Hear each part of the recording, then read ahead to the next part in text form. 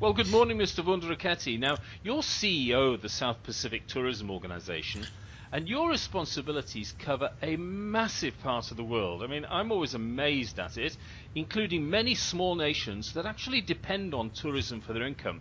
So I think what would be helpful in the context of the South Pacific Tourism Expo taking off and so on shortly in Auckland, but if you could tell us first, what was the South Pacific Tourism Organization set up to do? What's its structure? Who are its members, and how's it funded? Yes, you're absolutely right. Our organization looks after 17 Pacific Island countries, and it's a massive area that these islands are located in geographically. You have from the east is Tahiti, and then at the west is Papua New Guinea, and then up north you have the Federated States of Micronesia, and down south to Tonga, Cook Islands. So it's a massive geographical spread where these islands are located.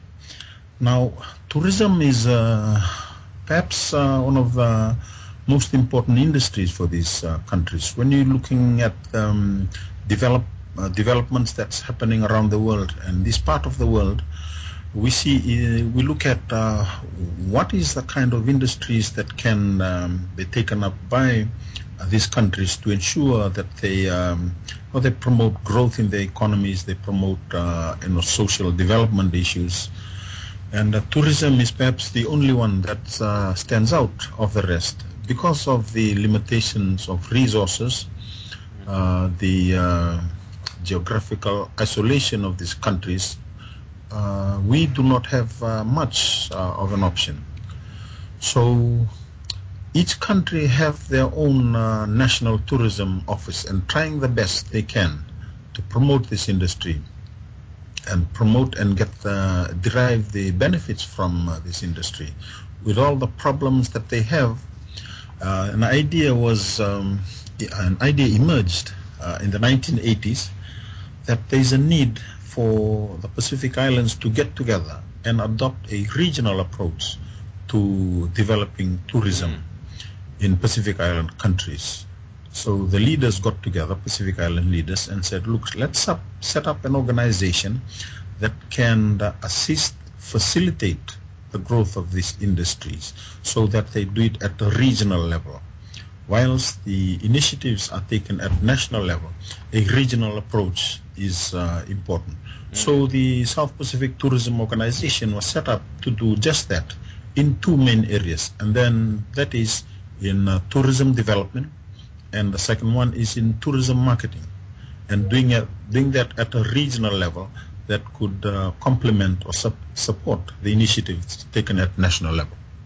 That's an amazing, I mean, it's a large part of the world when you look at the map, and you've got a range of countries there from mature tourism destinations. I imagine Vanuatu and Fiji are both members, and Tahiti.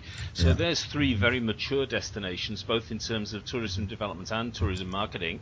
And then you've got some very immature, if you like, countries. I mean, if I think about places like Kiribati or Niue, or even Papua New Guinea to an extent because of all the issues there. So how does it all balance out in terms of, I mean, do some of the bigger countries help the smaller countries?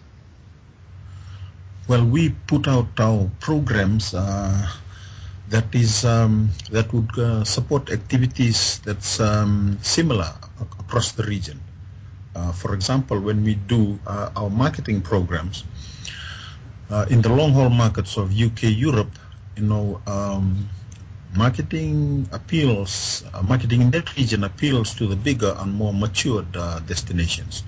While in the smaller countries, like you've said, Kiribati, Tuvalu, Nauru, the Marshall Islands, they are more niche. They have niche products, which the marketing for them is much more at a special interest group or niche markets, niche products that they have.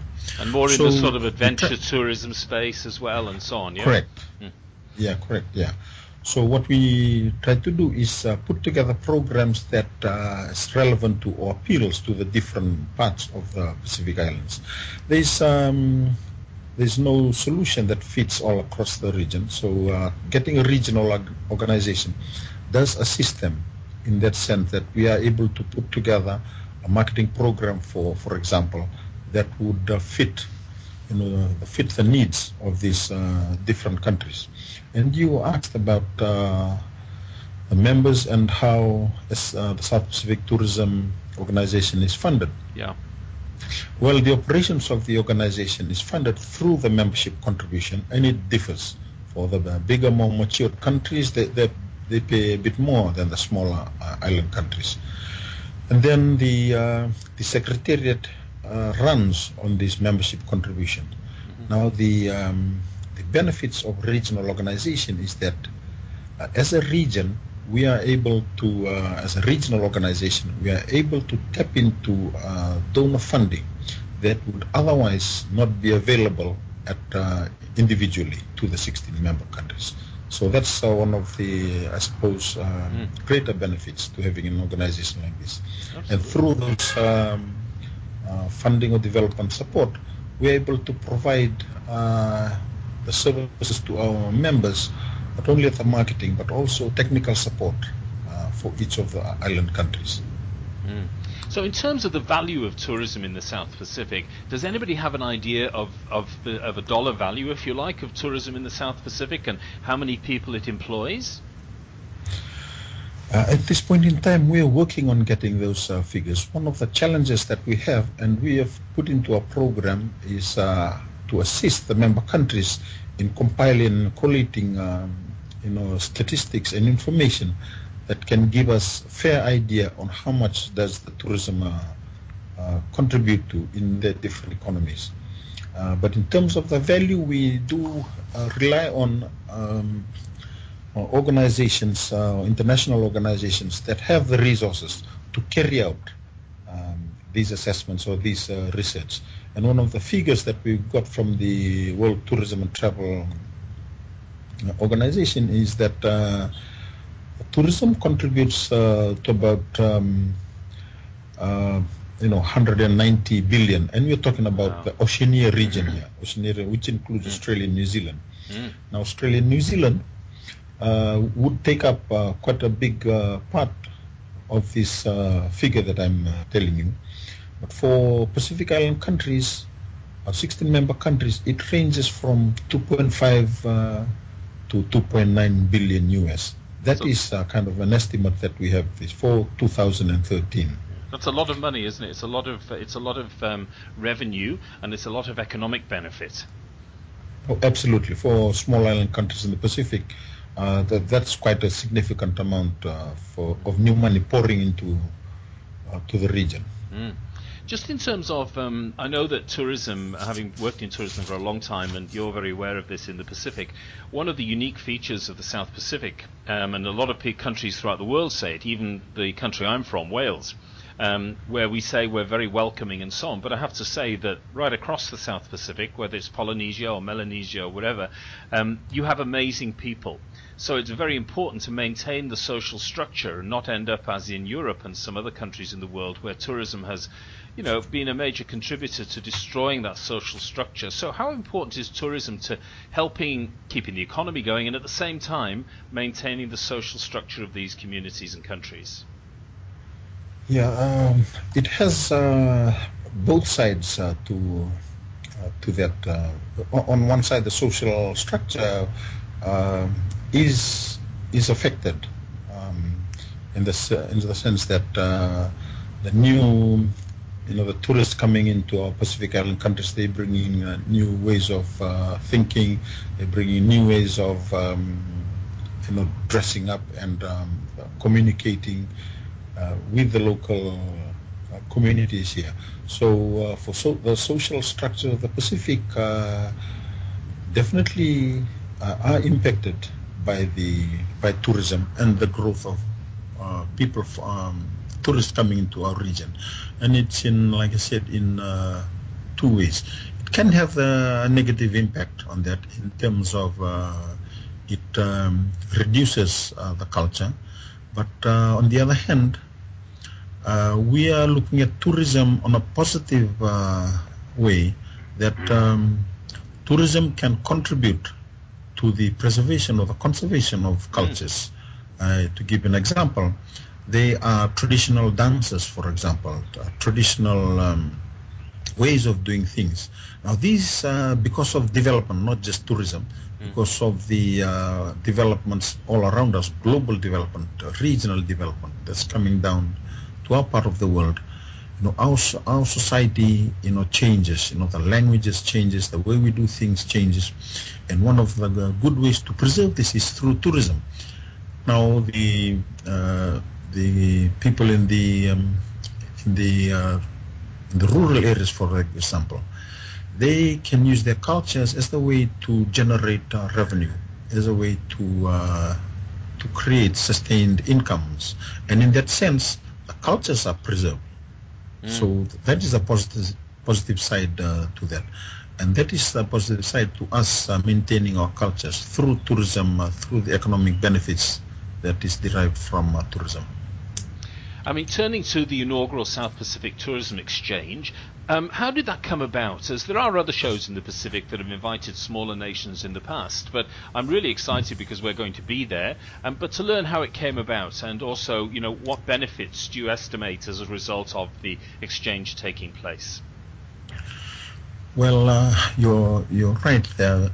In the Pacific, the more matured destinations have their own events, or their own tourism shows that they carry out every year.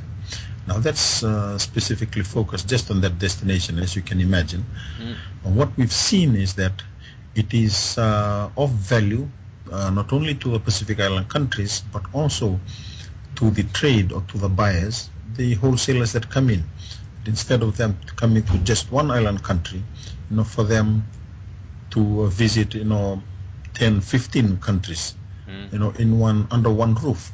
So that's where the idea came in. It emerged as the result of demand that we've seen from the wholesalers and the responses that we've got from them.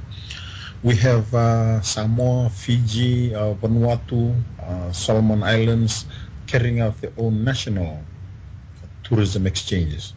So when we have a regional tourism exchange, it does bring together all of these buyers. Some of the buyers are going on only to one country, and then because perhaps time limitations and perhaps of limitations in their budgets, but when they come to a regional event like the South Pacific Tourism Exchange, it gives them the opportunity to come there and visit the 16 Pacific Island countries. So to them, they say, wow, this is a great opportunity for us to come in. It's a one-stop shop. We walk in and we find not only the Fiji, Vanuatu, and Cook Islands or Samoa, but we are able to see others, other destinations whom we have never seen before. And likewise, for the destinations, they have been seeing just a number of wholesalers. And this time they're able to see a wider range of wholesalers who come in and they all meet up and do business under one roof. What do you see as the economic benefits of the exchange in terms of, is it going to be business actually booked, or is it a sort of an estimate of saying we think that this much, business may well be created as a result of the exchange? Well, this is as you know, this is an inaugural event, our first one that we put together, and for the economic benefits, we'd like to see tourism business in the Pacific Islands grow as the result of this regional event. We'd like to see the businesses of wholesalers grow so that they're able to do more bookings and create more traffic to Pacific Island countries. On the other hand, for the sellers, it is the economic benefits that we do foresee for them.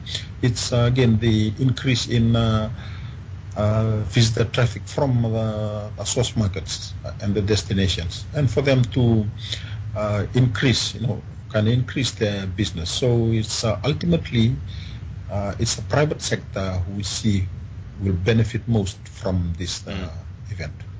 And absolutely. And now I know that you've got a very strong buyer and seller response at the moment, but in terms of the types of buyers and the types of sellers, you've talked about the nations and so on. So it seems to me that it's going to be a pretty full-on couple of days in Auckland. I think what's exciting about it is because the world today is looking for more experiences. Travelers are looking for more experiences, okay? And I think that what this South Pacific Tourism Exchange offers is amazing experiences from some of the most, the smallest nations you can possibly imagine in the world, where maybe only, I don't know, a couple of thousand tourists go in a year, or even less than that, up to some amazing nations. Now, I'm just going to give the URL of the website. So you are still obviously keen to get buyers and sellers. And the URL is www.spteexchange.com. And there's also information on there on how buyers can register and the definition of buyers as well. So how many buyers and how many sellers do you have at the moment? Well, our target for this first one is to get about 50 sellers and 50 buyers. When we say 50 sellers, we are saying these are the 50 booths that we've allocated. Yep. So in each of this booth, you might have, we've just realized that more than one seller come in, yeah. so like 2 or 3. Yeah. We've unfortunately had to stop the number of interest from sellers because we did not expect the high response rate that came out from it. Okay. Like I said, this was almost like a testing ground for us during the first time. So the sellers will be what? They'll be nations who might have other people there under their wings, as it were? Yeah, it'll be representatives of the National Tourist Office and private sector, like the hotels, the inbound tour operators. Yep, okay. So there are about 37 private sector representatives and 13 booths allocated for the National Tourist Office. For the small island countries, a few of them get together in one booth. For the bigger countries, they have their own booth. So we have both the National Tourist Office and the private sector sellers. Like I said, we'd have to limit that due to the limitation of space because we just wasn't expecting this much of a high response. As for the buyers, we're targeting 50 buyers, especially from UK, Europe, but Australia, also Australia, New Zealand. And as of today, we've got 46, and we're looking to surpass that pretty soon. So we're very confident of going past our target for getting 50 buyers, and these are the top wholesalers from around the world. Well, Mr. Wundraketi, thank you for your time today. What a great story you have to tell.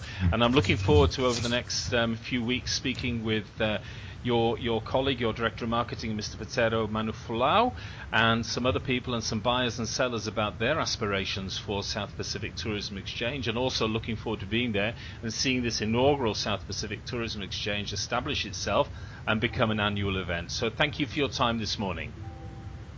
Thank you very much. It's a pleasure, and we're very excited about this event, and we look forward to seeing you there. Thank you. Thank you.